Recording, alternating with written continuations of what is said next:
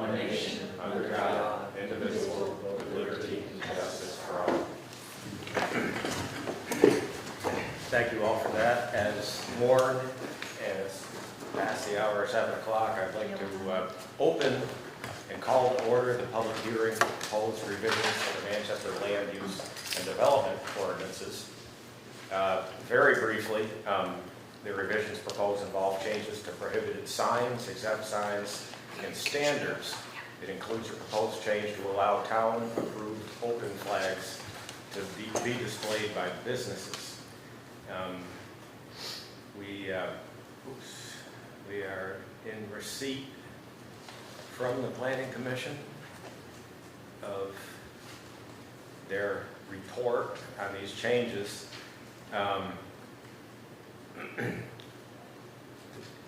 For those that have not been following this, the proposed new language would be a section 8 under 10.13. Section 8 would be Planning Commission approved open flags included below, and there's pictures of 2 different renditions of what would be acceptable. And it says open flags may be flown during daytime or business hours only and must be stored indoors at all other times. My understanding is that the rest of the language stays the same. Is that correct, Wilbur? The Planning Commission is represented here for anyone who has questions.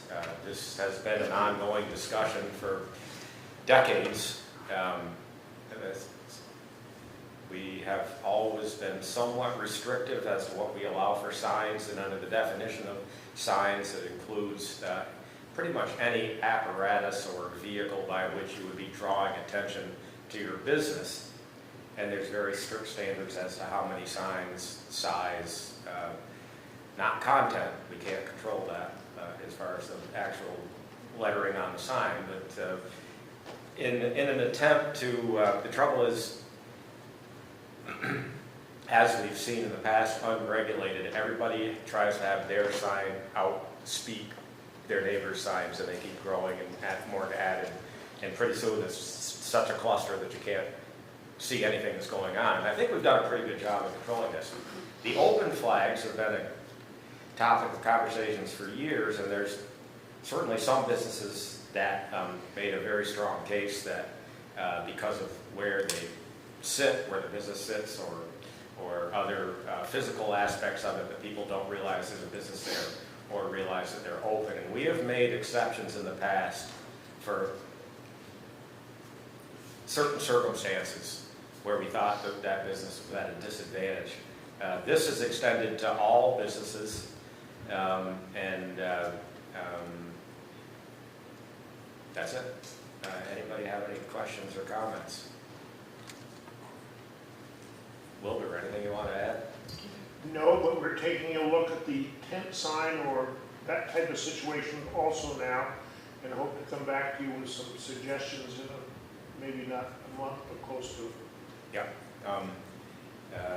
As everyone knows, the land use ordinance is a living creature constantly being changed. When zoning started in 1971, we couldn't possibly have anticipated what happened in the town over the next several decades leading up till now. But our approach to it has always been, if someone, it's usually an application for a certain use that precipitates the change. And when looking at that, we go, well, does this seem like a reasonable use? And of course, it's prohibited. If it is a reasonable use, we need to change the ordinance so that everyone has the same access to that type of use, whatever it is. So this again is just an attempt to update for what everybody's been asking for. At the same time, trying to keep it subdued just to the point where we don't think it'll overwhelm the visual landscape. And I think it's a very good compromise on the situation. I think people should be happy with it. I'm still not seeing any comments or questions, anything here at the table. So I think close the hearing. at the morning, does it talk about making, taking action on it at some point? That's later in the agenda. I thought that was, I don't have it in front of me right now. So, the only motion that I can accept in the context of the hearing is a motion to close the hearing. Move to close the hearing on the open signs. Second. Open flags, sorry. Second. Moved and seconded, all in favor say aye.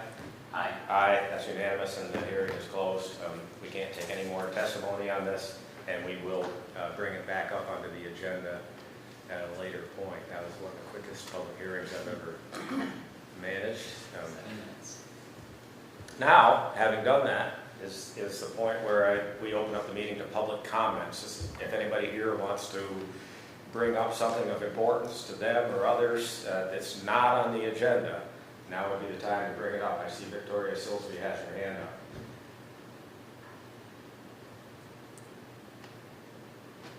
I'm sad that Mr. Cutler and Heidi Chamberlain are not here tonight.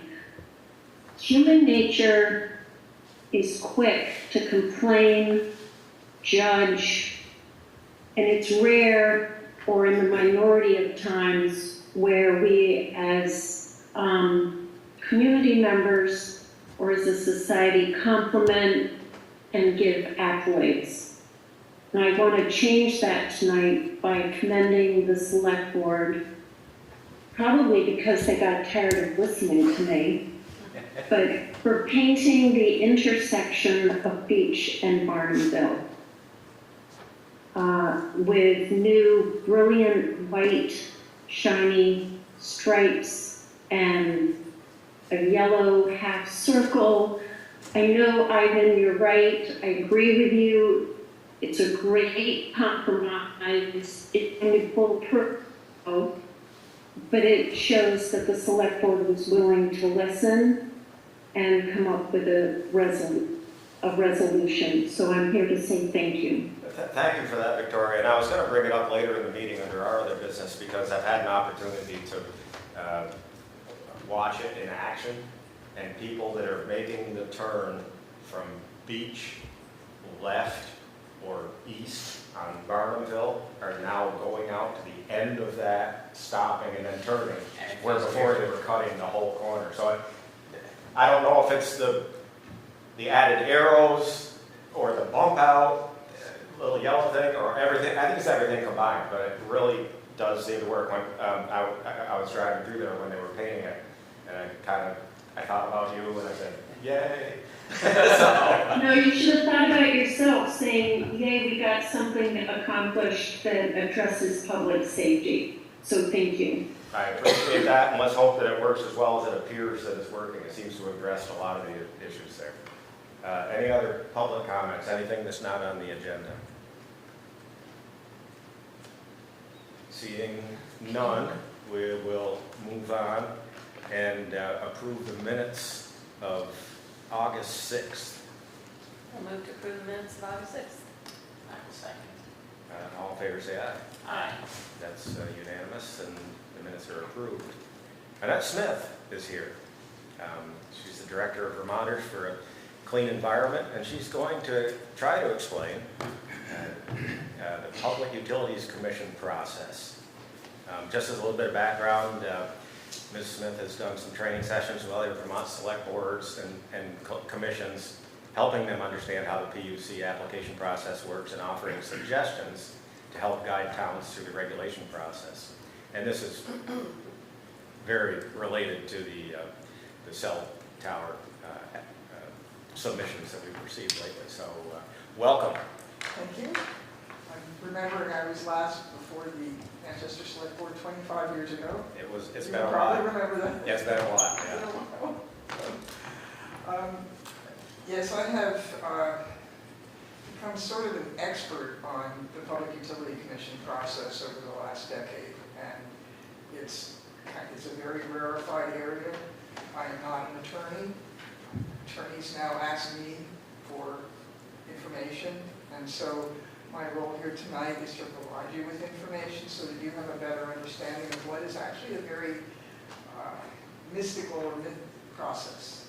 And a little background is that any towers that were put up prior to 1970, if you need to find anything out about right-of-ways or who's in charge of fixing the road, those are all in deeds, property deeds. From 1970 through 2007, all telecom was done through Act 250. And that's when many towns like yours put telecom bylaws in place that required that the company come to the town and get a permit. Then in 2007, the legislature created Section 248A, which is distinct from the energy generation law, Section 248. Section 248A, which is the statute that I have up on the screen, is one of the most prescriptive, if not the most prescriptive statutes in Vermont law. It contains so much detail, and we're going to look at it. That's the primary thing we're going to do tonight, is go through the statute, because I've worked with a lot of different towns and heard so many town boards say, there's nothing we can do, it gets decided at the PUC level. The word municipal appears 28 times in the statute. And most municipalities are not aware that they have an important role to play. And you all, I will say, have done a very good job through your town attorney in the, I think you're up to now 3 different efforts to put towers in town recently. And so then Section 248A was amended in 2012, and that gave more authority to the towns. And then in 2017, EPUC was created. And so we now have this very complicated hodgepodge of regulatory avenues for towns and the telecom companies to navigate. I have testified to the legislature that I think we need one database. I'd love to get the support of a legislator if anybody gets in and is wanting to work with us on it, because Vermont is unique in that it's the only state that I'm aware of that does telecom siting through a state level process. Everywhere else is done through zoning. So an applicant would come to your DRB and they would fight it out there and get their permit or not. Vermont is quite unique. So I pulled up, just to give you some sense, this is the Act 250 database, and let's see if I can make it a little bigger for you. So I put in Manchester and I put in Tower, and 16 things came up.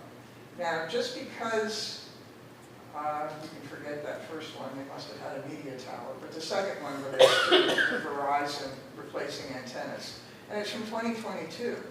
So just because Section 248A came into being did not negate Act 250. So if you want to find out what's on the tower on Mount Equinox or on, I think the other one's called Beckley Road, or Beckley Street, that's what this first one is about, you have to look at not only the EPUC, but also the Natural Resources Board. And to further complicate it, cases that were between 2007 and 2017 that went through the Public Utility Commission, which was at that time called the Public Service Board, and then they changed the name in 2017. Those cases are called legacy cases, and their full cases are not in EPUC. All you get is the orders, and so it's somewhat complicated trying to find them.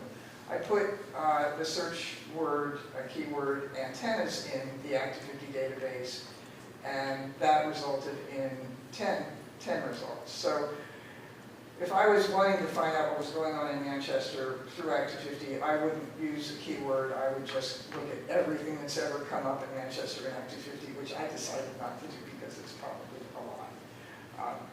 But I then did look at EPUC. Now, EPUC is a very good improvement over what we used to have, which would involve everything paper filings, and you had to send 5 to 10 copies depending on the size of the case. Now it's all done through, everything is done through EPUC unless you don't use a computer, and then you have to do things by paper. This is the main page for EPUC, and there are different ways to search. I did a couple of different searches, and for Manchester, I found, again, this is very small for you guys, the cases that came up in one of my searches involved older cases, which have 4 digits, and then newer cases, which start with the year, so 18, 19, 21, and 24.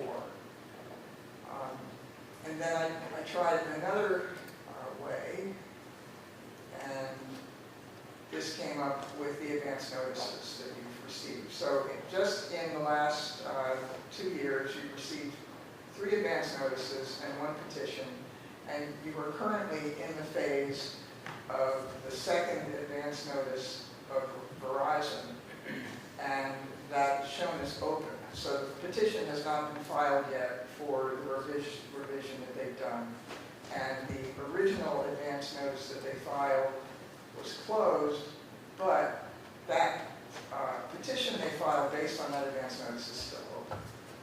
So that's just some of the background of trying to navigate what's going on. For the purposes of trying to understand the current situation, this is the case for the petition, not the second advance notice, but the petition that was filed. And I'll just take you through how to use EPUC for a specific case. So immediately under the black bar, it says select action. And if anybody wants to follow what's going on with the case, click on that and go all the way to the bottom, subscribe to this case. And you'll be prompted to create an account if you don't have one. And then you subscribe to the case, and you receive every document that's ever filed in the case. And it's very easy to do. This is also how people can file public comment. They can file a notice of intervention. Only towns can do notices of intervention in Section 248A cases. Neighbors still have to file motions to intervene. The PUC has created forms for that now that makes it very easy, and then this is where everybody who's participating files things through that case. The next thing to be aware of is the various menu items. So there's summary, people, if you want to see who the attorneys are, who the witnesses are, who the people are who have intervened. That's under people. The schedule is a very handy thing to have. And by the way, EPUC can be very slow. This petition case has the due date for reply comments from the applicant as September 4th. So you will be seeing some,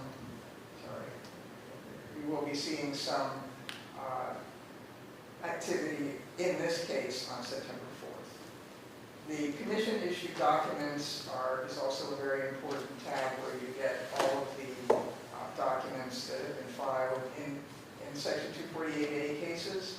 They are a hearing officer. His name is Greg Faber. He does all the cases for telecom. He's not a lawyer. Tomorrow morning he is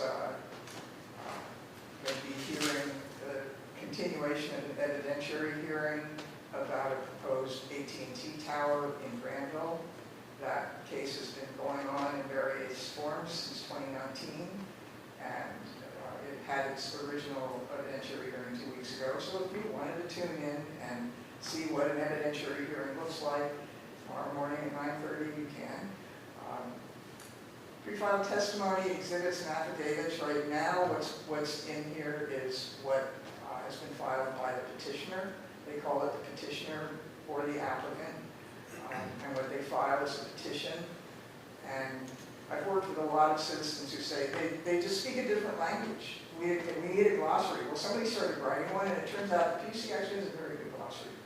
There's a lot of very good information for the public if you are a reader. But a lot of Vermonters are not readers, and it's just overwhelming when they realize that they have to understand what's going on. So the things that I tend to look at for these types of cases are, for instance, the equipment specifications. And there's a little icon here, and you click on. My pet peeve is that these documents don't open in the browser the way they used to. And I've actually complained numerous times. I even told them how to fix it. But it downloads. So I have thousands and thousands of documents that all have these code word numbers on them that don't mean anything. And I, at times, just go through and delete everything because it's easier to just go to the PC and download it. The propagation plots are worth looking at. And so these are the right now, the petitioner's filings. If someone were to intervene and then file their own testimony and exhibits, this would also show up under the petition tab. The All Other Documents tab contains a lot of worthwhile things as things progress. If there's a scheduling conference, the transcript will be there. The applicant has to pay for the court reporter. It used to be that if you wanted the transcript, you had to pay for it.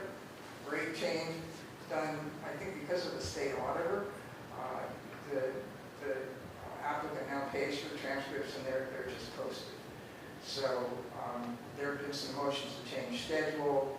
The town filed a motion to intervene, which is pending because the applicant asked for an extension, and so the response to that will be coming. And also, you'll see the recommendation of the municipal legislative body is on this page. Often towns don't really know what to do when those things show up under public comment, but in general, they should be under all other documents, and sometimes the clerk will move them into the proper tab. You've had a number of public comments in this case, and the PUC, these are not in the evidentiary record, but the PUC does read, they say we read every public comment, and what they really want about public comments, and I think that your citizenry has done it well, is to help them understand what the local issues are so that then they can make a better review of the process. So for instance, we can understand from the public comments that aesthetics is an issue, or that compliance with the telecom bylaw is an issue. So it helps them when you're doing a siting case if there are wells that are nearby. These are the kinds of things that we find that the people who live here know more about their local community than anybody else. And so that's the most helpful public comment to the PUC. PUC has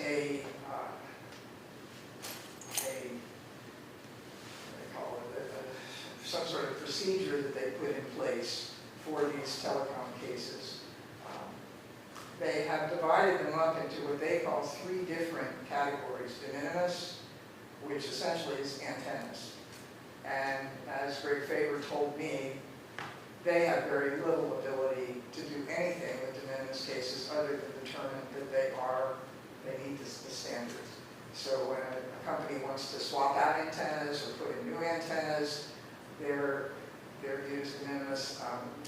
De minimis, I saw one case where it got kicked out because these often have generators and buildings, and there's a certain footprint that you're allowed to do as de minimis, but if you exceed that size, then it goes into the other category, and so it exceeded the size. So the other issue with de minimis is that there's no notification to neighbors. There's notification to the town, to the landowner, and to the Department of Public Service. And I don't know what you do when you get a notification about antennas, but we have been working with citizens to try and get a right to know ordinance passed, or something that says that when one of these applications comes in, we'll post it like on Front Porch Forum or some place where we'll make it public so people know that if they're living next to a tower, that there are going to be changes made to it. And I think that that's a very good public policy to do. We would like to do it on the state level, but I was actually shocked to find out that there was no notification to neighbors. And some companies are putting antennas on poles, literally 20, 30 feet from a child's bedroom. And the landowner, we've confirmed, had no notice of it at all. And so those are the sorts of things that when we're advocating for changes to Section 248A, those are the sorts of public interest things that we're looking at. The other two categories are limited size and scope and larger projects. And this is where towers come in. The PUC lumps them all together. They have a 60-day advance notice, whereas in Section 248 is a 45-day advance notice. And the application's filed, and then they have a 30-day period. As soon as it's deemed complete, 30 days, the clock starts ticking. They put on the on their schedule tab that it's the deadline for filing comments, but this is more correct. It's the deadline also for filing motions to intervene. And sometimes people miss that because they thought it was just for comments. And requests for a hearing. And then if there are significance raised, such as aesthetics or coverage, which only towns can do, then it goes to a scheduling conference, which is held by the GoToMeeting platform. They may be starting to do things in person again, but so far it's all been digital for the last few years. There's almost always discovery, and then there's testimony and exhibits, an evidentiary hearing, and sometimes the state agencies will enter into an MOU. ANR has entered into an MOU in the Granville case I mentioned. After the hearing, there are briefs and reply briefs. Then there will be a proposal for decision from the hearing officer, and then people can make comments on that, and then there's oral argument, and then the full PUC does it. Now, what you're not seeing on this list is you're not seeing a public hearing, and you're not seeing a site visit. Those are standard things that are done in Section 248 cases. The PUC is trying to streamline this process, and although the hearing officer did recently succumb to pressure and did a site visit for the Granville case, it's the first one I'm aware of in years. I worked with one community in Enosburg where one of the citizens said to me after their experts pre-filed testimony had gone, when do we get to speak? When do we get to be heard? And in this process, the neighbors who are most affected actually don't, unless they go to the trouble of putting in their lay witness testimony, which is it's a lot of work. So that's another thing that we would like to see change to site visits, because site visits are so valuable, and also give the public a chance to be heard. The process has been described to me by citizens who participated in it, and towns too. The two words they use are brutal and torture. There's nobody jumps into this with any idea that it's going to be fun, and I warn people in advance that I feel like I'm leading the lambs to slaughter. And I'm very interested in changing this process because it was designed for rape cases. And all this paper pushing and pre-file testimony and discovery all makes a lot of sense in rape cases. But if you have any experience with the Act 250 District Commission process where people can go and be heard and have what they say be considered, there are ways that we can make this a better process, more along the lines of what traditionally is done for citing cases and not for complex rape cases. And then there will be a decision. So I discovered that just yesterday that the PUC also has put together this 11-page document on procedures.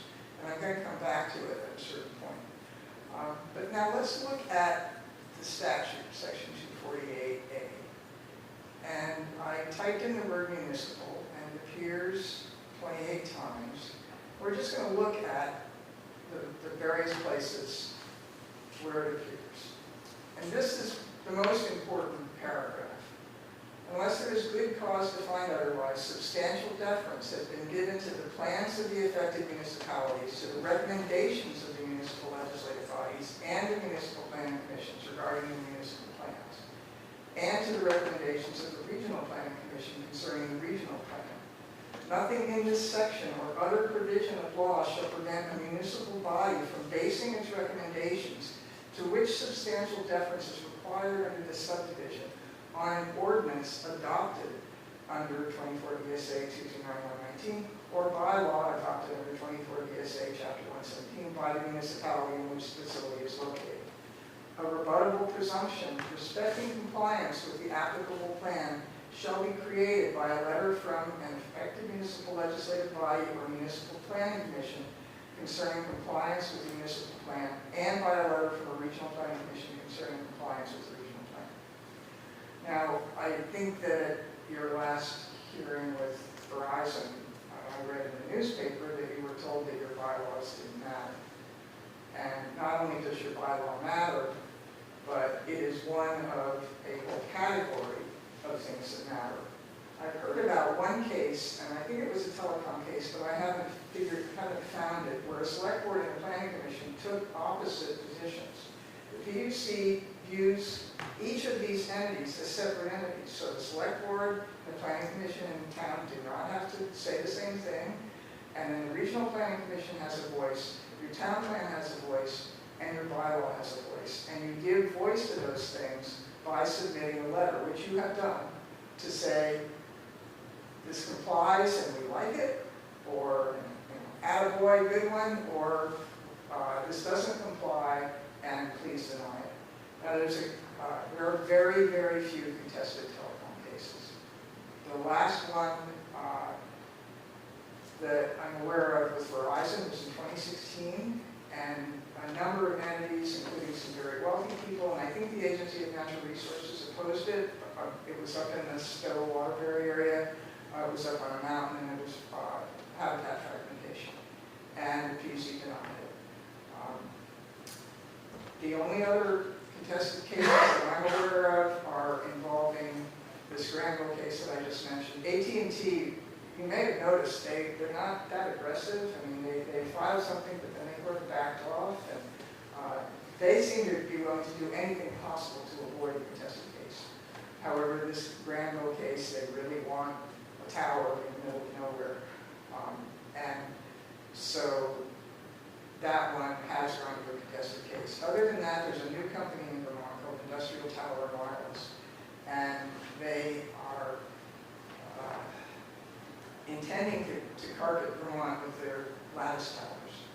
They are saying that they are offering room for co-location cell antennas, but so far we haven't seen any of them. They have a proprietary radio business, and so they put up these whip antennas on top of the towers. And I first encountered them in Worcester, where I worked with the Select Board and Planning Commission, and ultimately the landowner realized that it was not the smart thing to do. There was a home within 350 feet of the tower lived in by a man who had a brain damaged daughter, and the community came together and they all said no, and the landowner withdrew from the lease. I also have encountered them in Enosburg and in Ira, and they have gotten CPGs for their towers in Fairfax and Eden and Chester. So they said they were starting in the north, but maybe they thought Ira was Irisburg, I don't know. But they are also represented by the same attorney who represents Verizon. In the Enosburg case, the Northwest Regional Planning Commission said this doesn't comply with our regional plan, and that for what they're proposing to do, with no promise of any co-location, the tower doesn't need to be as tall as it is. And the Public Utility Commission gave a substantial deference and denied it. And for some reason, instead of appealing that denial to the Vermont Supreme Court, they appealed to federal court. And I just looked at the federal court page today, and yesterday, Justice state's motion for summary judgment, so it's over unless they want to go to the Second Circuit. So the PUC denied it because of the letter from the Regional Planning Commission, which they gave substantial deference to.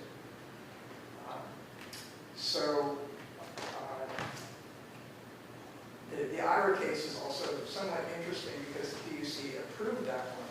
Neither of them did they have a site visit, neither of them did they have a public hearing, and there was no evidentiary hearing in the Ira case. But after they got the CPG, I saw something in the newspaper about NEPA. And so I contacted the neighbors, and they filed something in this NEPA review, which led to the FCC requiring the developer to do a full environmental assessment. And I let an attorney in New York know about it, and he put me in touch with a woman who for 4 years was the NEPA attorney for the FCC, and she said, I've never seen this before. This is the first. So I don't really understand the dynamic of what these towers have to do with NEPA, but she said they really should be looking at aesthetics, and they're not. And she had taken all kinds of cases to the attorneys at the FCC that she thought should have NEPA reviews, and she never got anywhere. So for whatever reason, I think perhaps because of the attitude of the company, and they just weren't responsive in a good way, that we have no idea what's going to happen there. But it's in an absolutely extraordinarily beautiful spot under 133, and it's personally, I'm so very unhappy that this industrial thing allowed to be put there. But it's very hard to get a tower denied on aesthetics. In fact, it's very hard to get a tower denied on anything. So that's why it's important for the towns to stand up for your bylaws and whatever. If they comply, that actually puts you in a more difficult position. If they comply with your bylaws and you don't want it in that spot, then you're going to have to base your recommendation on something. But so far, these companies have been proposing things that don't comply with the bylaw. So there's a couple other things in here that I wanted to look at. Fortunately, a lot of the word municipal is in this one part. All right, so in the notice phase, the 60-day notice, they have to provide you with a notice. That's just the details for the developers. So we can go to the next one. On the request of the municipal legislative body or the planning commission, the applicant shall attend a public meeting with the municipal legislative body or planning commission, or both, within the 60-day notice period. You've done that twice. The Department of Public Service shall attend a public meeting on the request of the municipality. Now, you apparently didn't ask, but you can. And I suggest that you, if you want to get a relationship with the Department of Public Service, that you contact the head of the Office of Public Advocacy, Jim Porter. His email is james.porter@vermont.gov. And the department shall consider the comments made and information obtained at the meeting and make a recommendation. So you could reach out to Jim and send in the 2 videos of your public hearings, and then they would have that information even though they weren't present. When they do send an attorney, they engage in the same sort of overview of what your rights and roles are, and they do a pretty good job of introducing the role of the department, which I will say confuses a lot of matters.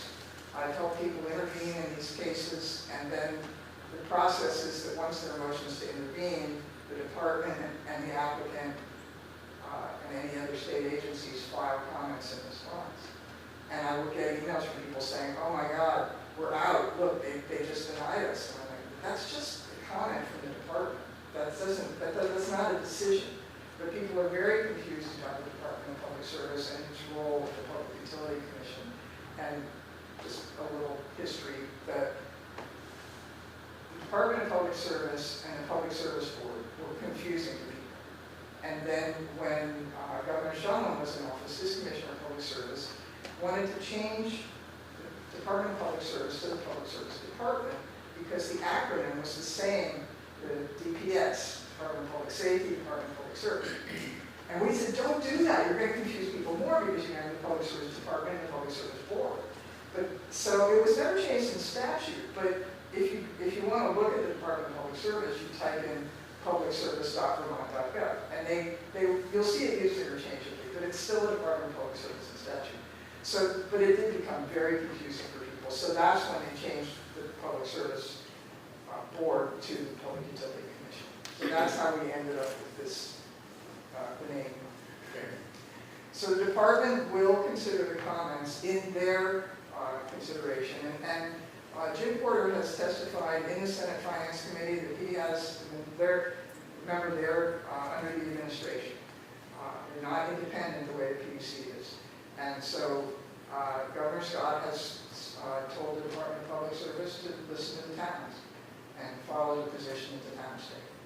And so if you make the department aware, I mean, they will have gotten the letter, the recommendation, but if you want them to hear the public comment, which they would have heard if they had been invited to your meetings, then they would do that.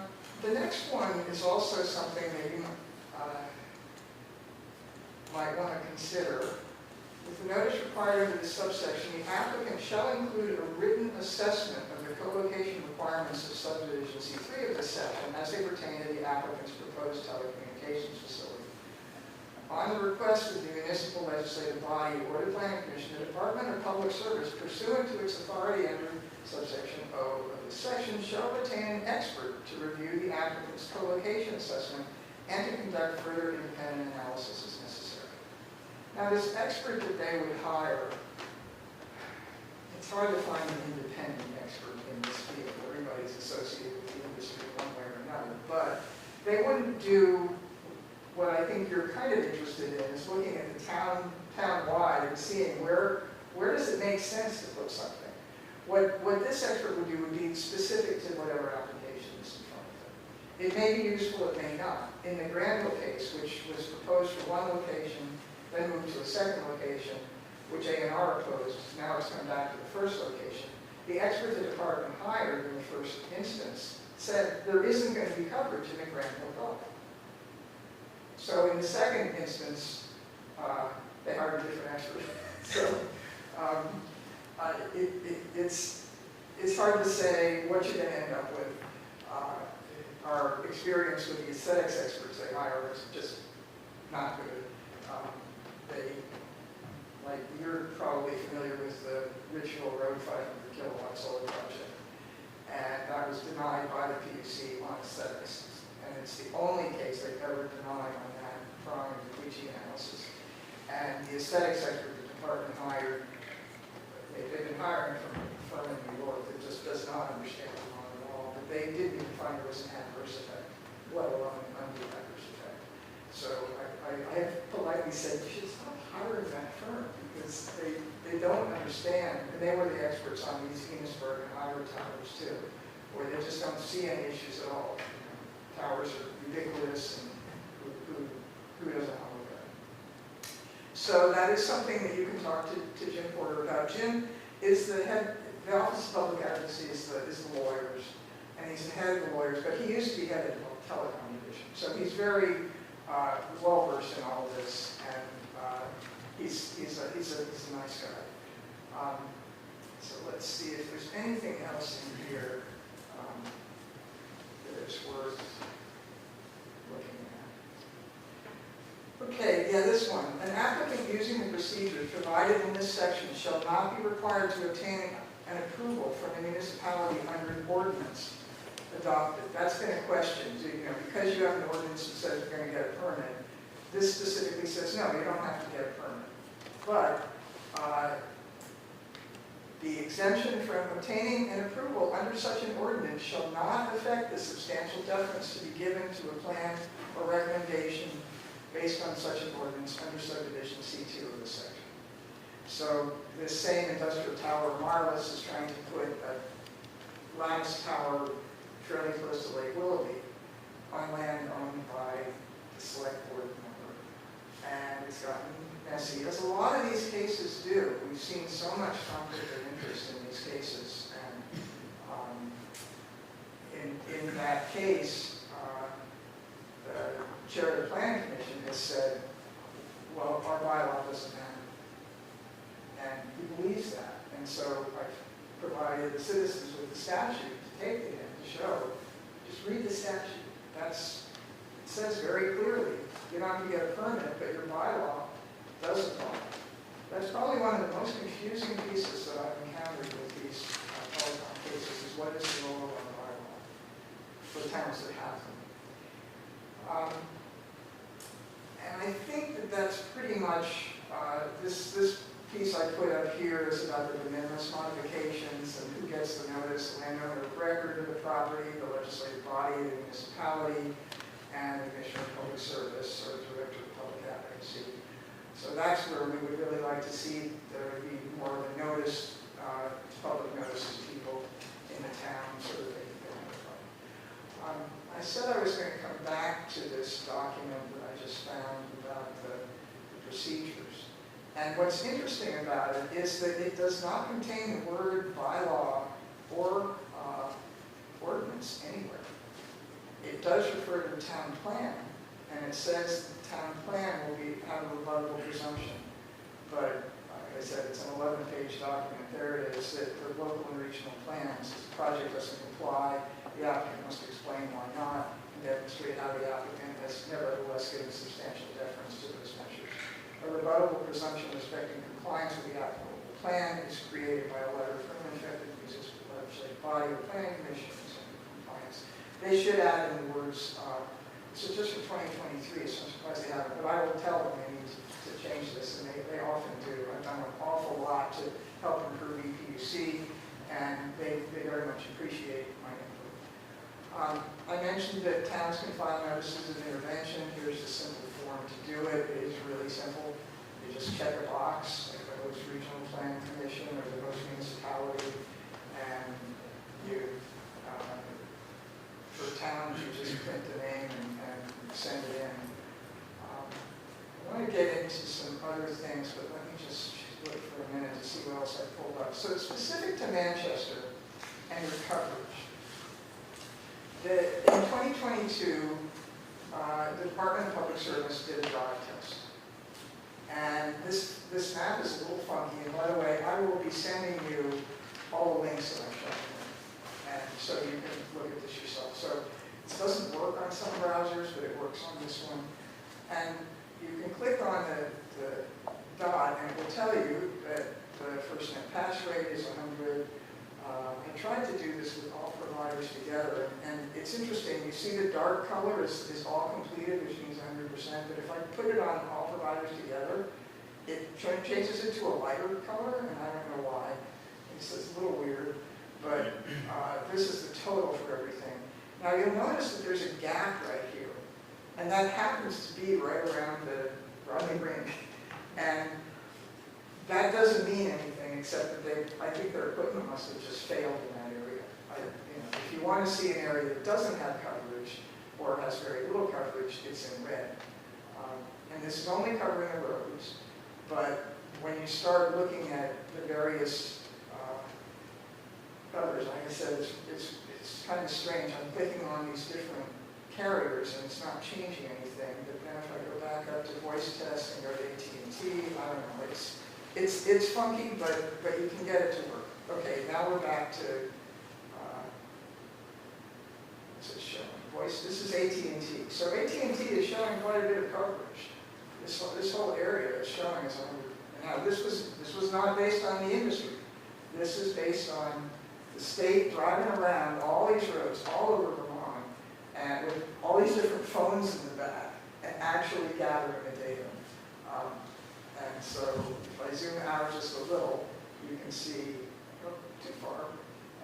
For instance, I live in Danby, and I'm very happy that I don't have cell coverage, but so they drove all these roads, and they found very little. So Manchester, by comparison, looks pretty good.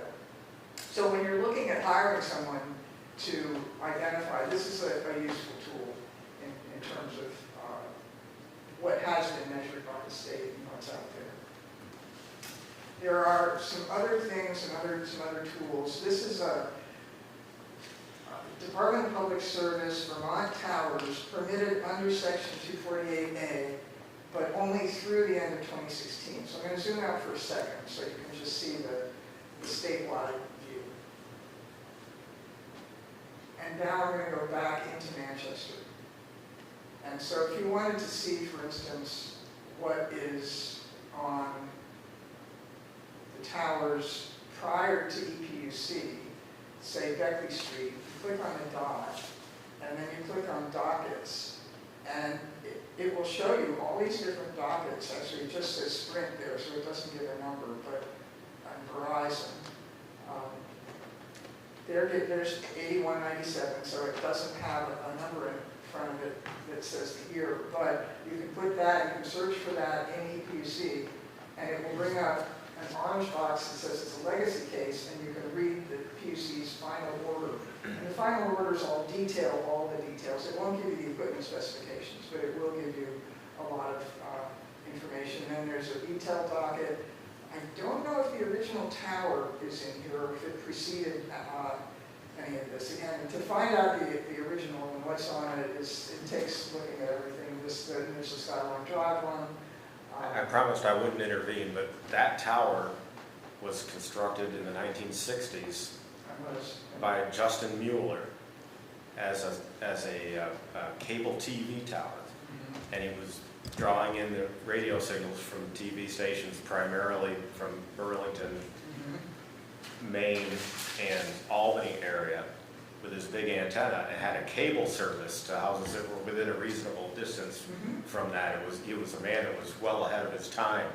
It was a locally owned and operated cable TV operation. People would buy television connections. That was why that tower was there, and it was a pre-existing tower. So I think that's a very good example of what can happen with a tower. So the only time anybody has any real say about the siting of these things is when the tower is proposed. And you better get it right, because from then on, it's just add more and more and more.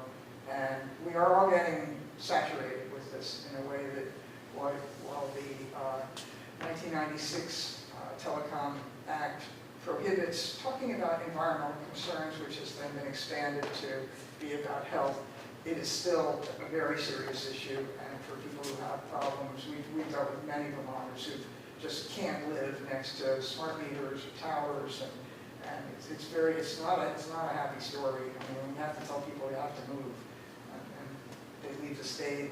I get phone calls, where is the safe place? It's not easy. There's also a state Wi-Fi map, so a lot of Wi-Fi got built out during the pandemic. A lot of it's at schools, unfortunately. Which at the time made sense because kids needed to go download, but now they're banning cell phones in schools, which I think is just great. There is a townwide wireless Wi-Fi, public Wi-Fi at the Dana Thompson Memorial Park, but it's the only one that shows up on this map. The Public Utility Commission also has another page, so there's puc.vermont.gov and epuc.vermont.gov. On pucvermont.gov, I do check regularly if you need to look at the rules. The rules for participating at the PUC is Rule 2, so anybody who does participate needs to actually become familiar with it. We participated in getting that changed and improved so that the Vermont Rules of Civil Procedure don't also apply, because there are many of them that are not relevant to the PUC, so we got that changed. But in the other thing that I look at regularly is the calendar. So for instance, if you wanted to watch the hearing tomorrow on the Granville case, from the calendar you get directly to the GoToMeeting link, and they just request that people stay muted and keep their video off, and anybody who's a member of the public can watch. And so if I want to find out what's going on at the PUC, or sometimes there are cases like next week, Velco's having a workshop on a long-range transmission plan, and the public can talk at those cases, and I often tune into those and if I have something to say already. So I think we've been through these things. And the other thing I wanted to look at, because there's a lot of question about what is 5G, is this image. We got involved in 5G back in 2019 when there was a lot of concern from people, especially a group in Brattleboro, about the deployment of these high bands that are above 24 gigahertz. And So I learned an awful lot about it, and that was the plan at the time by carriers. And you saw an awful lot in the news about it. 5G is coming, and well, it doesn't go through buildings, and it doesn't go through trees, and you're going to have to cut all these trees. And well, when it got deployed, it heated up people's phones so badly, it didn't work. And as far as I can tell, it failed. So, okay, that very concerning frequency use, which has all kinds of implications. It would be not the sort of 360-degree exposure. It would be pointed, so that if you were walking down the street and somebody was on their phone and you walked in between, you'd get this very high frequency band at you. But we still are looking at, when you hear 5G now, you're looking at the mid-band and all the, whatever is in orange here. So we are seeing this mid-band says it's new, and that's 3.5 to 6 gigahertz. We've seen 5.9 gigahertz canister antennas, and we've seen the Verizon spec sheets for this antenna here is for 3.9, I think. And then the mid-band is legacy, but there's still what they call 5G in that. And most of the antennas that we've seen deployed around Vermont are up to 2.6 or maybe 2.9 gigahertz. That's kind of the standard. And then there's the low bands, and so you'll see some below 1 gigahertz too. And I'm not a radio frequency expert, and this gets into extremely technical things, but my understanding is that one of the reasons that we're seeing more and more towers proposed closer to people is because of this 5G technology. So, for instance, you've got something up on Mount Equinox, and why can't we just put more antennas up there? Well, those are high power, and will go a long way. These are low power, and so they need to have them closer together to get these out there. And so, for instance, looking at what is proposed for this Verizon tower, massive MIMO radio. Okay, the MIMO is an acronym, and when you start learning about these massive MIMO things, it's the sort of thing that is concerning to people because of the potential exposure being too close to where people are congregating, are living, the kind of exposure that, for instance, the exemplary one right now is Verizon's tower, which I think you've heard about in Pittsfield, Massachusetts, where teenagers found they were vomiting in bed, and the families abandoned their home. The health department in their town has come out and supported them. I think even the Massachusetts Board of Health has come out and supported them, but Verizon will not take any responsibility. The position of the companies are there are no health issues, because you can't talk about it in the regulatory process, and if you do, you're going to get sued and you will lose. They just say there are no health problems. But this is the technical specification for one of these things. It's up to 3980 megahertz, so this is 5G. And it says right on it that it's 5G, somewhere in there. But then there's some others that they're looking at, and they are up to 2360 megahertz. And then there's some others that are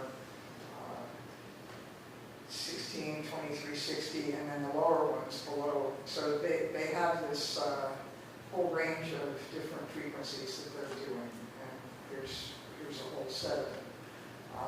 This is something that I am now at my limit of what I can tell you about them, except to say that we are seeing higher frequency antennas put up. When I mentioned that they were putting them in front of people's homes on poles, this is, they call it 8K antenna, and it's up to 5925. This is what Verizon uses, and then this one is one that we tracked a lot of AT&T applications in Burlington, and they were using this, and again, it has the different frequency bands up to 5950. Prior to this, the only company I'm aware of that uses the higher frequency gigahertz is Velco. Velco has a radio network. I I've seen their spec sheets, but they do it as a range, so the lowest part is 10 gigahertz, and I don't know what they go up to, but there are some public towers like that. This presentation is from 2019, but it gives you a sense of all of the different antennas that AT&T was putting up, and they included, this was at the time when they came into the legislature and said, we're not doing 5G in Vermont. And then I got all these petitions and looked at them, and they said this project allows AT&T to prepare for implementation of new technologies, including 5G capabilities, smart cities, and new developments of the Internet of Things. So they were doing 5G at the same time that they told the legislators it's not coming to Vermont. But what we're seeing, these antennas are being put in areas such as, this is the Stone Mountain Road, there have been a lot more since this.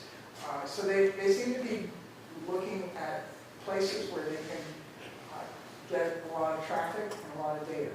And so this is all about the companies making a lot of money on data. So, they're not looking to put towers up in Danby to fill the voids. They're looking to put them in next to the Riley Ring, where there's a lot of traffic that they can get. The one in Warren that we dealt with, that one was right across from the access register. Verizon did one in Fairfax, and that one, they said, it's all about the data. It's not about expanding the coverage.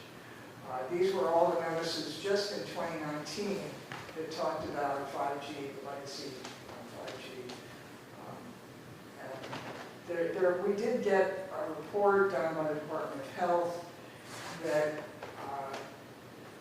talked about this paragraph, NTP, toxicological carcinogenic studies, is that high levels of radio frequency radiation from cell phones may be harmful should users be exposed for long hours each day over their entire lifetime. This reinforces efforts in public health to minimize the dose to RFR, especially in children. So our own health department did put out a document recognizing that we need to minimize the exposure to children.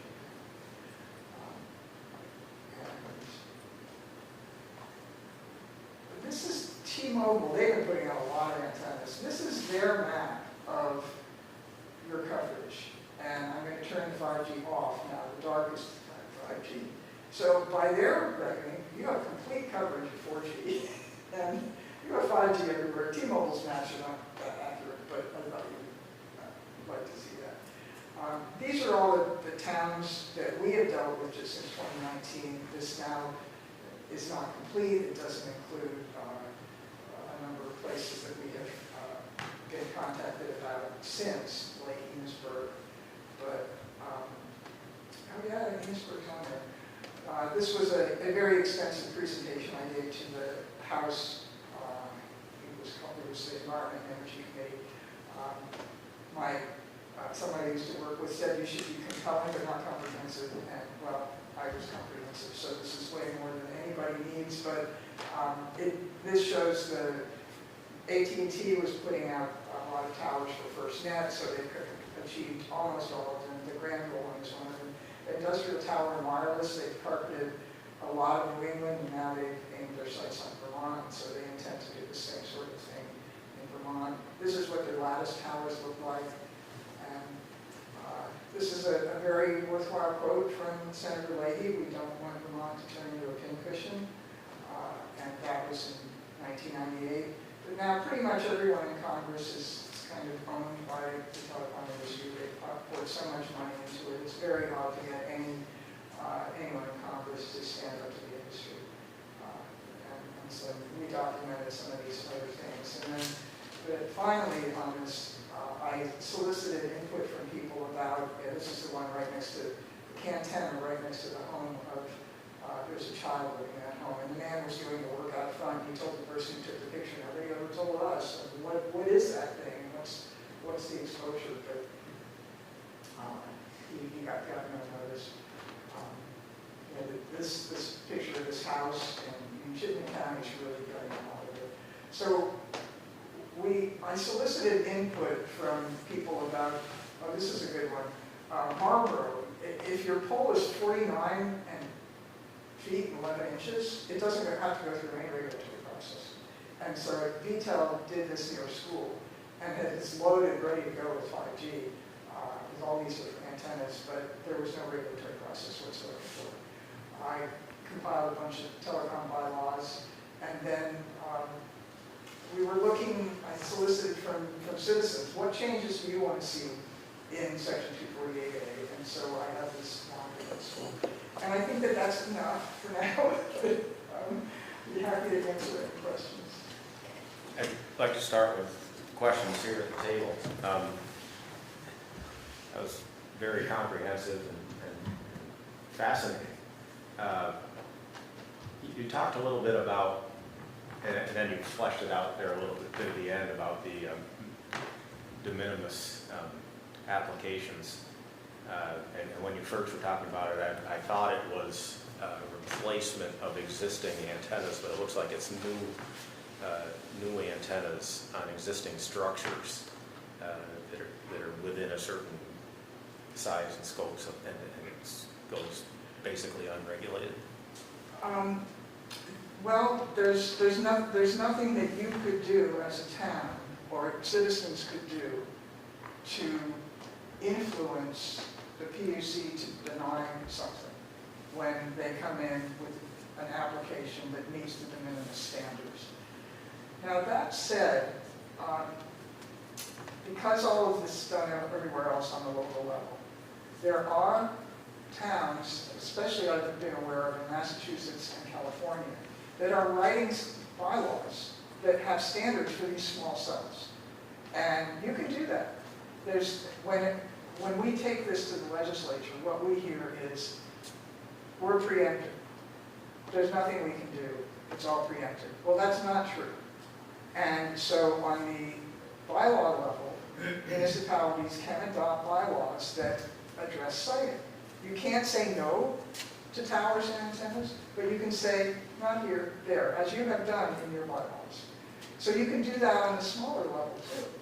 And so how that will play out in the de minimis standard, I mean, if it's an existing structure, it'll go in as de minimis. But if it's a new application on a pole, we're kind of in the Wild West, and who knows how it will play out. But there are people especially in Massachusetts, there's a woman named Cece Doucette who's done a tremendous amount of work. She's a fabulous educator, and she's been working on bylaws that will meet the regulatory standards that give you more of a say. If there was one thing that I would like to see put in bylaws statewide or even on the state level, it's a setback. And that's 1,200 to 1,500 feet. That's the thing that will be more protective of people. It also, private property and property rights and property values come up all the time. That's not part of the PUC process. So by having a setback that is also protective of people, 1,500 feet is what the New Hampshire Commission on 5G recommended. One very good resource is a professor emeritus at the University of New Hampshire. His name is Ken Chamberlain. And he was an RF professor. It's his whole area of expertise. And he was asked by the New Hampshire Governor's Administration to join this commission on 5G that was set up by the legislature. And he's like, sure, there's no problems. I'll be happy to be on it. Well, you got educated. And he's now been helping people Pittsfield, and he doesn't take any money, but he's been very good at evaluating things. He evaluated the Granville situation. He's trying to look at alternatives that don't have so much exposure for people and to minimize the exposures. So there are some good resources for learning how to write a bylaw and to address the technology. There's also, we've had numerous experts on the deck ready to testify in the legislature, and the committees will not hear from them. One of them is Frank Clegg, the former CEO of Microsoft Canada, who's all about safe technology. And so there's a lot of good resources to draw on.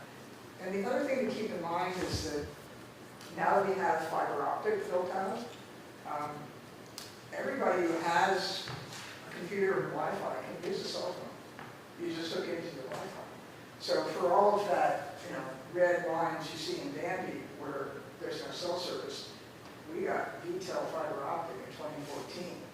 And we have some of the highest speed internet in the state, and everybody has cell phones in their homes. So then you get into driving, and okay, we were seeing an increase in distracted driving and texting, and we really want to be adding more, and then, well, our kids need it, well, look what it's doing to our kids. So I think we are at a moment of trying to identify what do we need. We have Starlink. Do we need these towers? Or what is the goal here, and what are we trying to do? And most recently, the administration has come up with laws for public safety. We need to build this out on all the roads. Well, okay, there's pluses and minuses to that. The de minimis is something that once it's proposed to be on an existing structure, you don't have a voice. But for new ones, if you have updated the bylaw to make it so that it has got language in it, and honestly, we do need to take this to the legislature. And when I presented my testimony, the only question I got was, well, have you talked to the Vermont League of Cities and Towns? Well, the Vermont League of Cities and Towns, and just about any response you get is, people want better cell service. And so the conversation never goes anywhere, and it needs to. So, as a follow-up question, luckily we have the Planning Commission represented here tonight, and they're trying to be proactive as to how to address this going forward, and we're trying to loop the existing applications back into the process that we're going through now. In your experience, there's certain limits as to what you can regulate through your land use ordinances, your zoning bylaws and such. But I see a lot of reference, and in one case, only reference to the town plan. Can you accomplish things in the town plan that can't be accomplished through zoning, specifically relative to health issues? Well, you could put language in that addresses, I mean, this is what we found in different towns we've worked in, is that it's fine to talk about the health issues on the town level, because they matter. That's the first thing every citizen who I hear from is concerned. No question. It's not property values, it's not the aesthetics, it's the health issues. But from a regulatory perspective, it's not useful to the PUC because they can't address it. They will dismiss it. So for your town plan to be regulatory, you have to use the words must and shall. So you can put in your town plan that all telecommunications facilities must, and must is better than shall, must be set back at least 1,500 feet from the property line. And that's regulatory. And you have to say why. Okay. Because it could be property values, it could be health, but you think about those words also in your town plan for Act 250. The only way that your town plan is regulatory in Act 250 and at the PUC is if those words are used. I have just one question. We've discussed on this board as well as the Planning Commission the potential of Jonathan, could you speak up, please? I'm sorry, I'm trying to lose my voice, so I'll try as hard as possible. As part of this board, as well as the Planning Commission, we've discussed the potential of utilizing an expert in placement of these structures. And part of our, I don't know if it was part of our land use ordinances or what, we specified that the applicant would be responsible for the cost of that facilitator or propagator. From what I understand, what you're saying is that that would only be held to account if it was specific to that specific location. It wouldn't be, here's the town of Manchester saying, we don't like it here, but tell us wherever else you can go, and then sticking the bill to Verizon. That's not going to work. Is that your understanding? The statute is very clear, and that's why I always go back to the statute. You've never seen a statute written like that. It has so much detail in it. And it says that they will, because it's a requirement of the applicant to address the co-location opportunities. And so then they will evaluate co-location that the other company has set. So, for instance, that's an issue right now in the Westmore Industrial Tower, where there is a VTEL tower. And industrial hasn't talked to detail.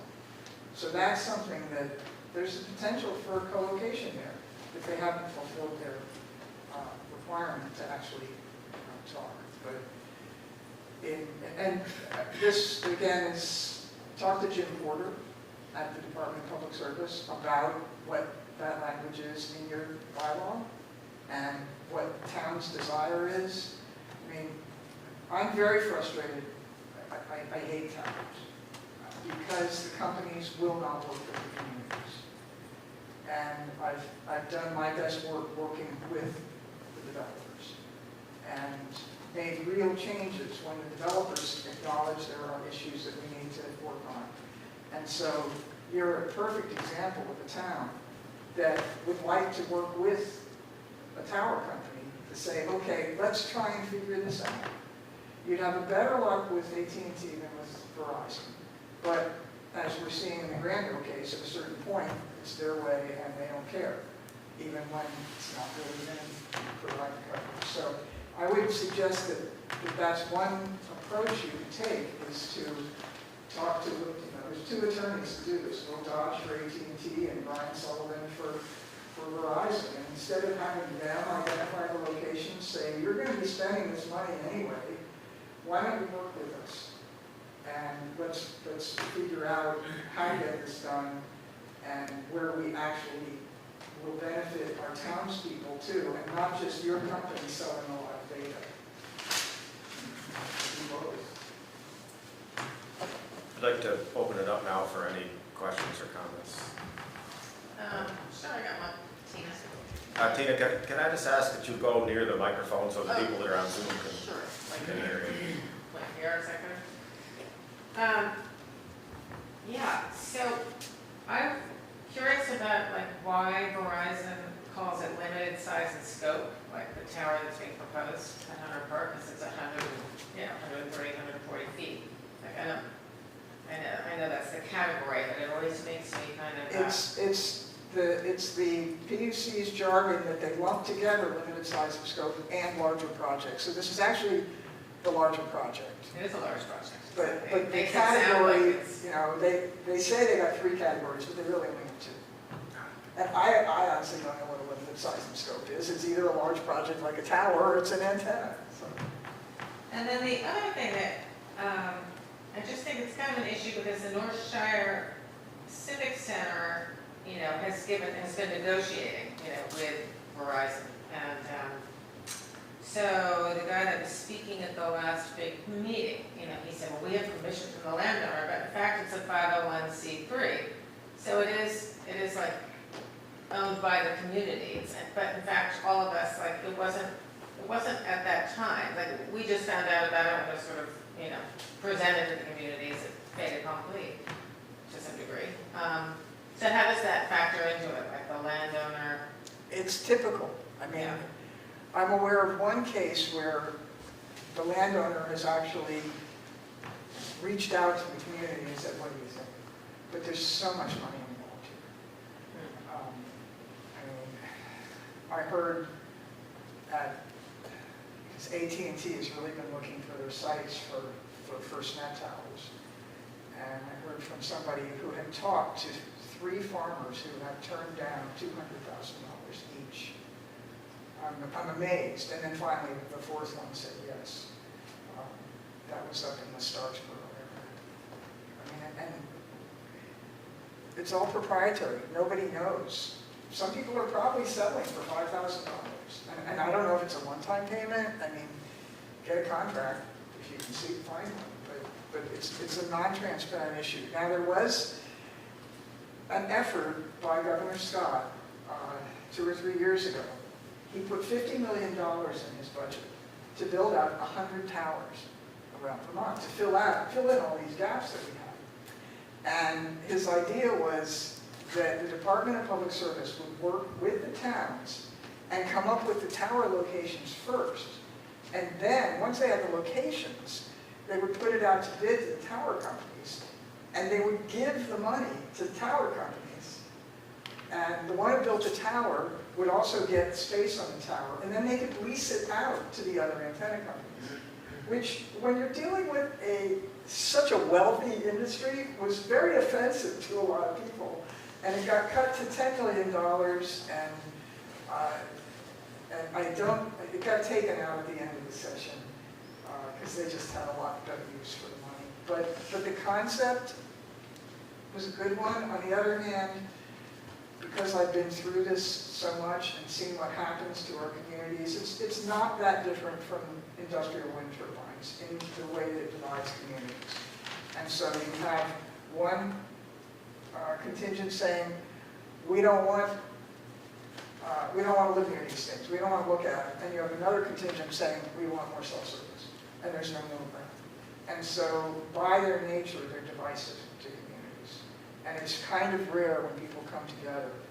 But in theory, if good locations were found and landowners were amenable to it, and then, you know, some people are offended, the landowner's making all this money, but all the neighbors are getting the impacts. It's challenging. And then I get back to, what is it that we need right now? Do we need universal cell service, which even Governor Shumlin said, we're never going to get it, because of our terrain and topography, Vermont is never going to have universal cell service.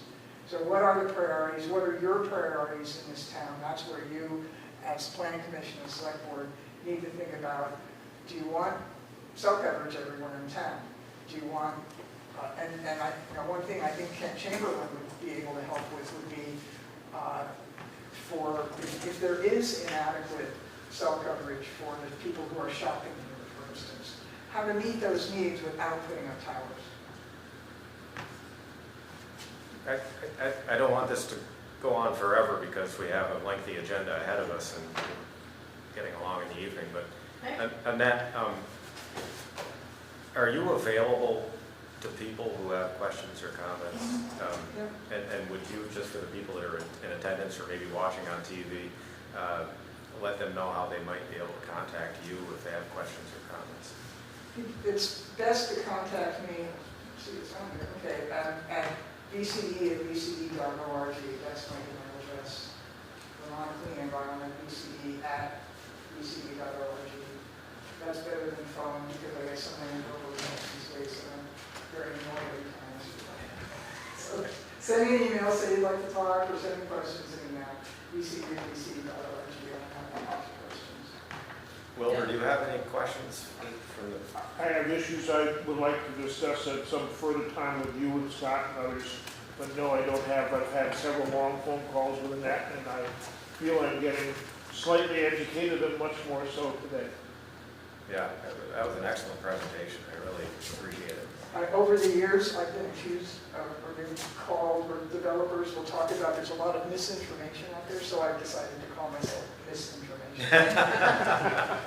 And I always have too much information, so thank you for bearing with me to present what I do. Just quick little thing, if T-Mobile already has great coverage, then we're really just looking at AT&T and Verizon for potentially, like if we hire the propagator to... I don't believe T-Mobile's map, so don't take that. The propagator that we've been talking to and hope to engage Right. has said that he wants to deal with all four providers Okay. in the search for the best location. He would try to find the best location with help locally here by looking at maps like that, and then he would engage with the four providers to say, here's what has been found that the town will probably go along with, where we could find home or property owners that would go along with it, et cetera. So that's the concept. Right, right. And then they'd all I'm co-locate, and that would be... if conversations are going to ensue, I'm going to ask that people get a little bit closer to the microphone because I'm not hearing anything from the people on Zoom yet, but they quite often can't hear the comments away from the microphone.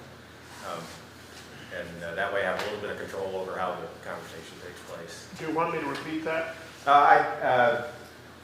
Nobody seems to be raising their hand, and they're usually not. Nobody was interested in listening to me. They're usually not shy about saying, please have someone move to the microphone. So I think they probably heard what you had to say. Your voice does Your carry. voice carries So pretty well, yeah.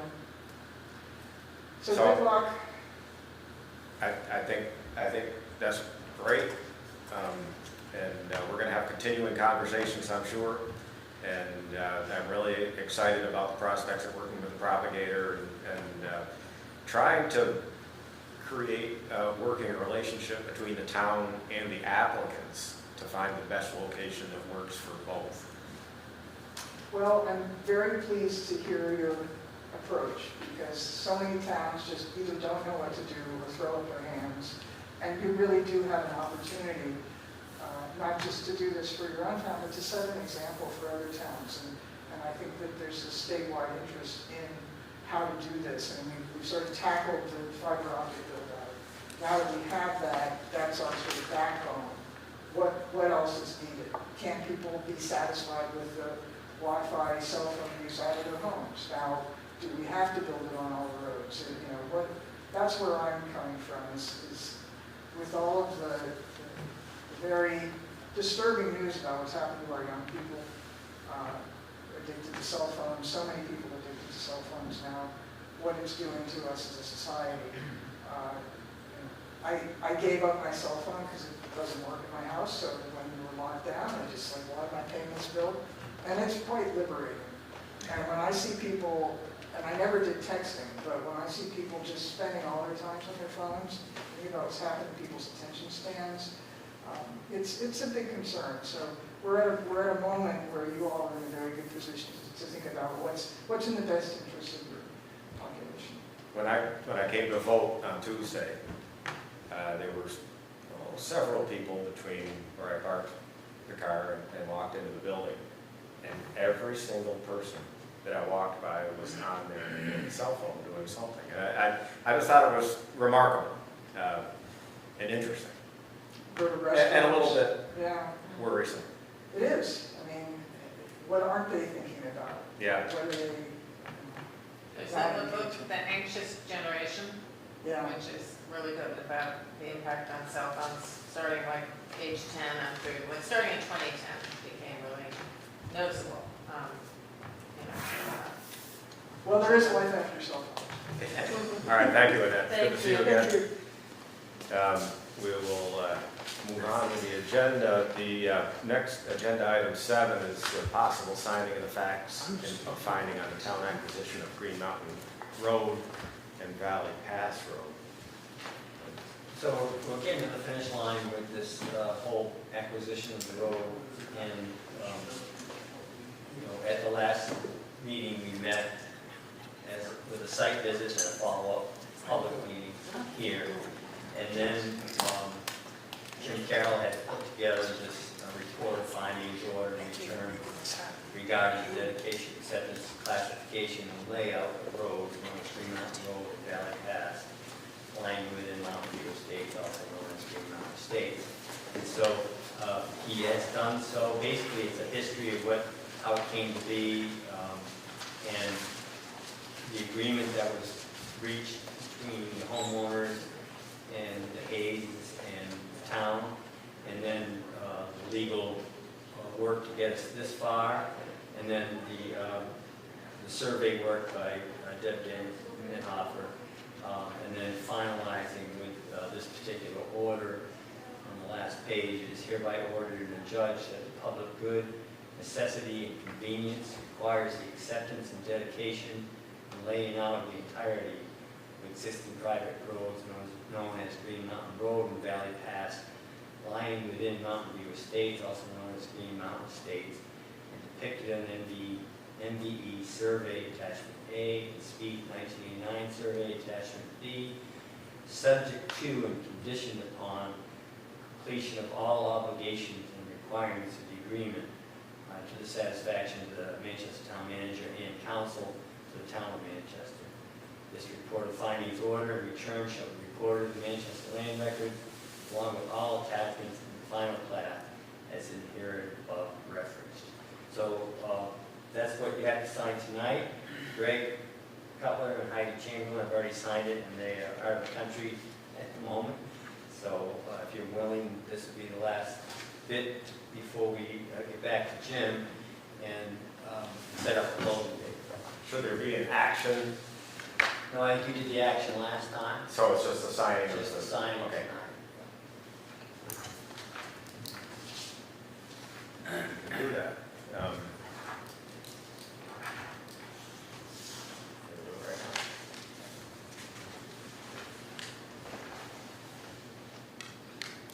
Scott, can I ask a question on number 8?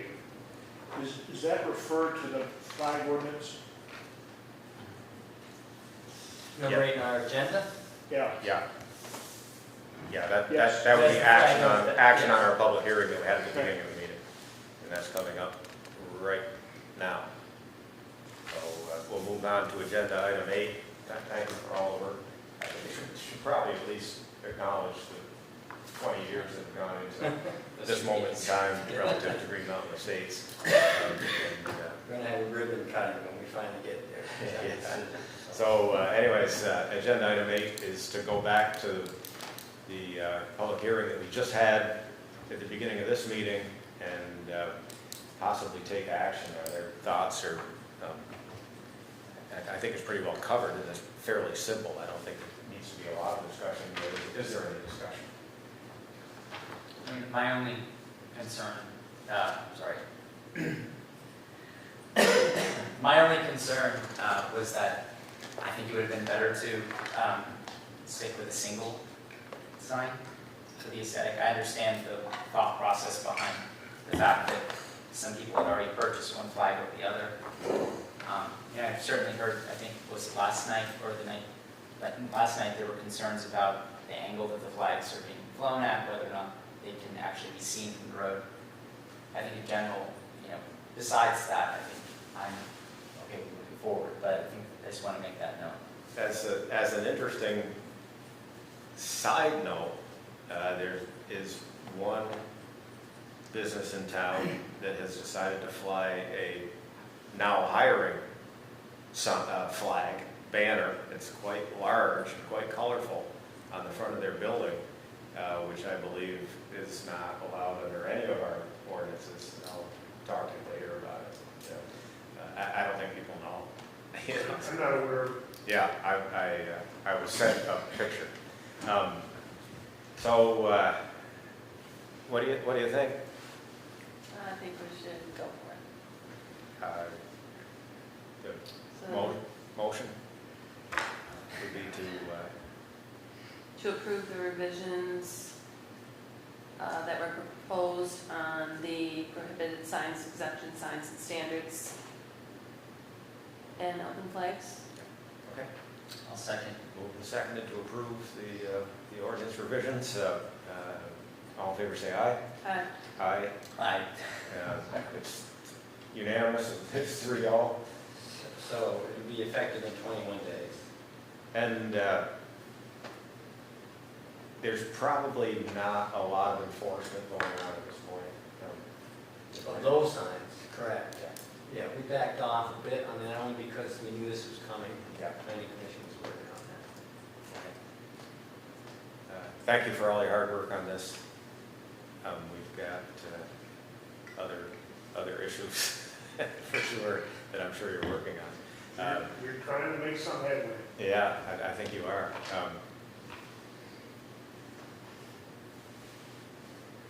Also, I'm looking at the rest of the agenda. I think probably while you're here, Wilbur, you're well aware of this. We received a letter of resignation from a planning commission member. And Scott, you may just want to let everyone know what the process is. Right. So Leslie Bird resigned from the Planning Commission, and the town has to post the notice of the vacancy within 10 days of her resignation date, which was Friday, this past Friday. But the select board has the authority to fill the vacancy on a temporary basis at any time. They don't have to wait for that posting to happen. The posting will happen tomorrow anyways. And so when we get some letters of interest like we have in the past, generally you have a subcommittee with Greg and Heidi who would interview the applicants along with working with Wilbur a bit, and then make a recommendation to the select board for appointment. We used to, when there were applicants for committees, they would submit an application and they'd be interviewed in an executive session by the whole board. And it got very complicated. There was the press, most specifically the Rutland Herald, was really interested in what transpired and why certain decisions were made, because the whole quorum of the board was involved with the interview, and it should be public knowledge. So we, in a way to try to streamline the process and take that out of the equation, we created a subcommittee to do the actual interviews.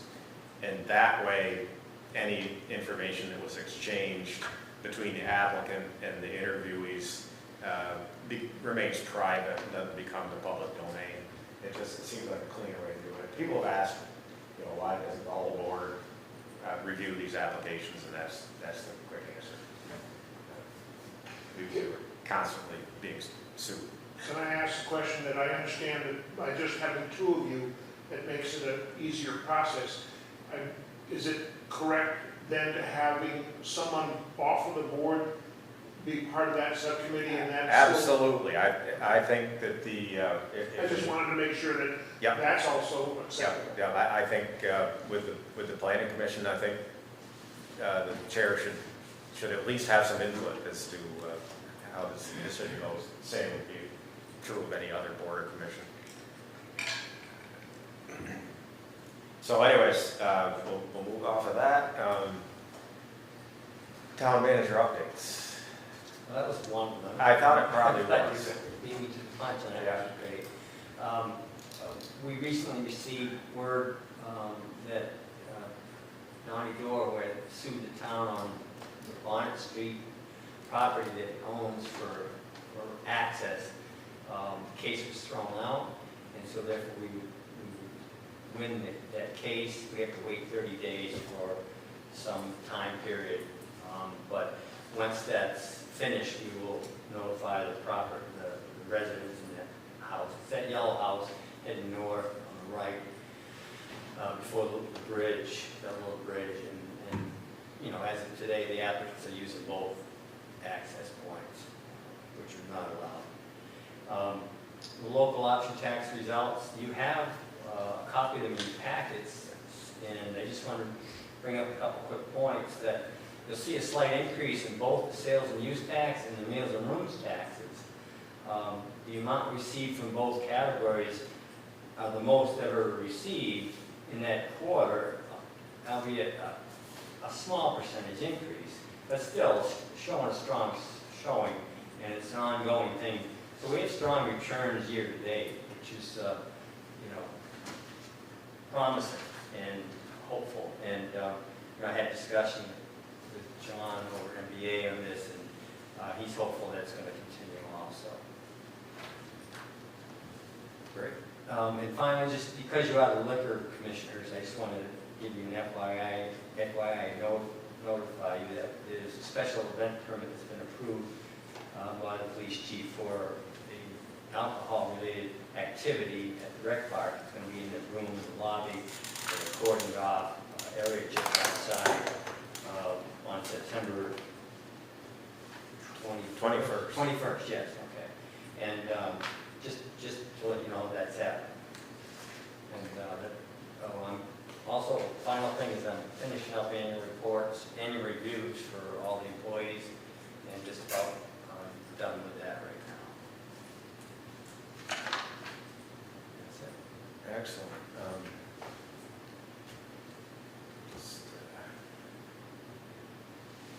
We're down to other business for the select board. Anything? Just quickly, the Housing Task Force did have its first meeting last week, and we decided on 3-week intervals for our meetings. The next meeting will be on the 5th of September at 5:30 here in this room. Got some great feedback from everyone that's on board, so I think it's moving forward in a great direction. I got a little bit of feedback on that, and the request from this particular member was that there be a little bit of direction from the select board as to where they should be focusing in spend a lot of time putting together a Yep. goals or a mission statement for them. But we did have the original mission statement. Yeah, and my thinking is that for our purposes, and this particular member felt the same way, that this would be enough, that the focus should be on workforce housing as much as possible. And I don't know if we all concur on that, but that's kind of the guidance that they were looking for. I know we've had a lot of applications and subsidized housing and that sort of thing. I don't think they're going to happen, but from the town's perspective, and from my perspective, and I think the town's approach has been, that's where the energy needs to be made. The subsidized housing part of it is fairly well covered for the town. And there will always be some energy there that will help bring that housing to the town. The high end of the market, I think most of those people can take care of themselves. It's the working people that are kind of stuck in the middle. And some of these people make a fairly healthy living, but they still can't afford to live there. One of the first pieces of evidence is pulling in as much data as possible. Yeah. So that's really where we're starting. Yeah. And we've got some great examples of other communities that have done this exact piece of pulling in as much data as possible. Yeah. Surveying the community, businesses, folks who either can or cannot live in the town that they work in, what their thought process is, where are their current living situations, to understand where that are. So from your perspective, being on the committee, the task force, do you feel you need more guidance from the board, or do you feel comfortable with where you are? Do you think the board's going to be okay with it? I think the board is going to be okay with it. I think, in general, we definitely want to. I think, as the first meeting, certainly where does everyone stand? Yeah. Where does everyone come? What pieces of the puzzle are you bringing to the discussion? And then the second part is okay, what are these next steps? And I think certainly data is an important piece, but understanding, like you were saying, and I think I know who was speaking of that. Well, it's not. But yeah, but the point is that we need to understand where the first steps are and what the long-term range goals are going to be. Yes, I think workforce housing is absolutely the focus right from the very beginning. And I think that other members also believe that we're focusing potentially appropriately on workforce housing can also eliminate the crunch or the need for or perceived need of other types of housing that may be being suppressed based on workforce housing's current structure. So, I think I use the analogy of a finger puzzle. We could, if you have a finger puzzle with 9 pieces, so it's one missing, right, on the finger puzzle, and you can move things around, and it's not until you get them all in the right order until you actually can see what the picture is, right? So if we're operating in a finger puzzle right now that is certainly discombobulated, it's kind of all mixed up, and it's not utilizing its structure exactly how it should be best utilized to be the most efficient, whether it's ADUs or additional housing to existing structures, whatever the pieces are.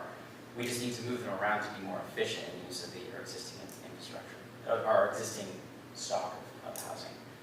I think that was a generalized understanding between the board. There's no desire on my part to micromanage. Yeah. And we're asking this task force to do their job.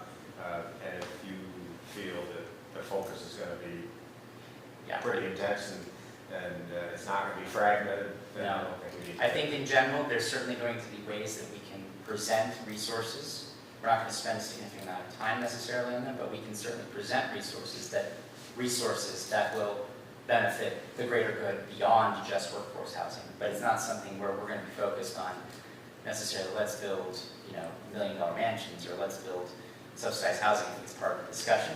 But the workforce housing, the missing middle, are the places that we need to definitely focus on. And I think this is part of the discussions that generally we have a lot of resources that we've already pulled together.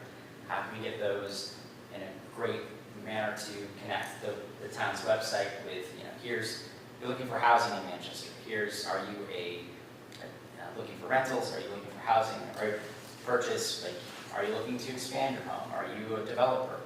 And as we continue to work on these processes, streamlining, making things more efficient, finding ways that we can work with our community partners, we can start to build those resources out. So there's a one-stop shop on our website. Because I know this is not workforce housing. In the last 2 weeks, I've had numerous calls from folks who are experiencing potential homelessness in our community. And some of them are devastating, with kids who are being pushed into situations where literally there's no place for them to go. So I know that this may not be the initial task of the Housing Task Force, but it's certainly part of a discussion. Yeah, and I agree with you. That needs to be fleshed out, all the data needs to be gathered, Yeah. you know, why is this happening? And ultimately for the town, I think from my view, is making sure that we have, if someone calls the town and says, I don't know what to do, you can point them towards X, Y, and Z, or have it on the website so that there's a clear, like, you know, if I'm experiencing housing, an issue, here's contact Rock, or whatever they were saying. But that's not something that we're going to, at least on the offset, plan on. We need to gather data, understand the scope and the complexity. I think there's fantastic data from the Manchester Business Association that came through from 2022 that outlined from employers where their employees were living, what they were looking for, and according to John, that data really hasn't changed much, obviously, in 2 years. So I think utilizing these other data sources that survey sources of communities just like ours that have gone out and done these really well thought out surveys to get great feedback from the community, I think it's going to be a fantastic place to start. Good. We all understand that this is not just a Manchester issue, it's not just a state of Vermont issue, it's nationwide and even international.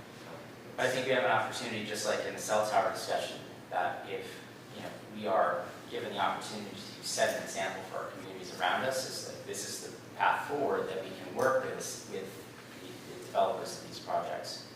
I know it may sound a big feat. It sounds like it's not for the faint of heart, but if we can find ways that we can. I find it interesting, Wilbur, you and I quite often hear that regulation is a big part of what makes development so expensive. And we don't have to look far to the north to Danby, which has no zoning, to see how that works for them. And I don't see a housing boom in Danby, so it's way more than just regulations. There's a lot more to it than that. Thank you. Thank you. Any other business? I want to make a comment about that. I think the fact that this is being addressed in the fashion it is really good. One thing I think might be necessary is that you keep an open perspective toward the involvement of the neighboring communities in solving the issues that are here. The workforce housing thing, it's not going to be solved just in Manchester. It's going to involve Sandgate and West Rupert and on. And I think that is a focus or a perspective that has to be realized in trying to deal with the issues you're dealing with. Dealing with the issue of affordable housing is not a new issue here in Manchester. When Jonathan's father, Bill, was on the board, he pushed forward an agenda which put an affordable house. Not only did we do an affordable housing study, but put an affordable housing. I got a copy of it. I'm sure you do. Plan in effect, and that was probably in the early 1990s. And when I was on the Planning Commission back in 1980, we were talking about affordable housing, and Stan Zecker said exactly just what you just said. Manchester, and this was true in 1980, Manchester has affordable housing. It's called Sunderland and Danby. And there's a lot of truth in that it may not be available to a large degree here, but regionally, within a reasonable distance, it may be. Now, Sunderland and Danby have gotten a lot more expensive, but we have to bear that in mind, certainly, in our approach to this.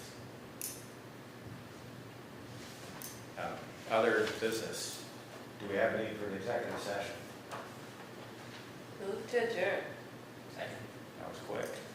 All in favor? favor, say aye. Aye. We are adjourned. Thank you all for attending. Our next meeting, Scott, Third. September 3rd.